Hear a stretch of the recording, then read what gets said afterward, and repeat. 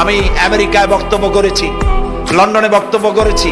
আমি তাদেরকে বলছি, তোমরা আমাদেরকে সন্ত্রাসী বলো, আমাদের দেশে যাইয়া দেখো, তোমাদের এখানে সমস্ত সুপার মার্কেটগুলি সব বন্ধ হয়ে যায় বেলা 4টায়, কোনো মার্কেট খোলা থাকে না। কেন খোলো না? তোমরা সিকিউরিটি দিতে পারবে না বলে খোলো না।